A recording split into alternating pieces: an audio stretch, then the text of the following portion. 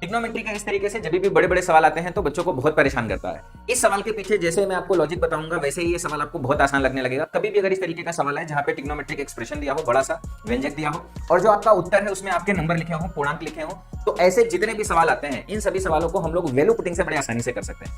और value putting करते समय भी आपको वैल्यू क्या लेनी है इसका भी बड़ा ध्यान रखना होता है। जैसे इस सवाल में tan और cot है तो tan और cot के लिए 0 और 90 डिग्री मत लो। अगर sin और cos होता तो 0 और 90 डिग्री को प्रेफर करते। साथ के साथ एक बात और आपको हमेशा ध्यान रखना है कि कभी भी अगर आप वैल्यू पुट करो तो बटे में कभी 0 नहीं बनना चाहिए। इस चीज का ख्याल रखते हुए वैल्यू पुट करो। जैसे अगर इस सवाल की बात करें tan और cot है तो tan और cot के लिए सबसे बेहतरीन जो वैल्यू होती है वो होती है 45 डिग्री। तो अगर इस सवाल में x का मान 45 डिग्री रखोगे तो आपको एग्जैक्टली आंसर क्या आने वाला है वो हमको मिल जाएगा।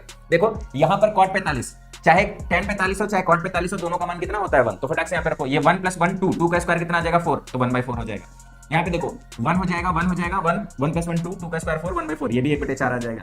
इसी तरीके से अगर यहाँ पे देखोगे तो ये 1 1 ये 1/2 आ जाएगा। 1/4 + 1/4 करोगे तो 1/2 1/2 + 1/2 करोगे तो कितना आ जाएगा 1, और ये हमारे सवाल का क्या हो जाएगा उत्तर हो जाएगा। ऐसे जितने भी देखने में भड़कीले भड़कीले सवाल हो, ऑप्शन में अगर पूर्णांक हो, इंटीजर हो, तो आप x का कोई भी मान, थीटा का कोई भी मान रख के सवाल को ऐसे ही आसानी से सॉल्व कर सकते हैं। कॉन्सेप्ट कैसा लगा कमेंट करके जरूर बताएं।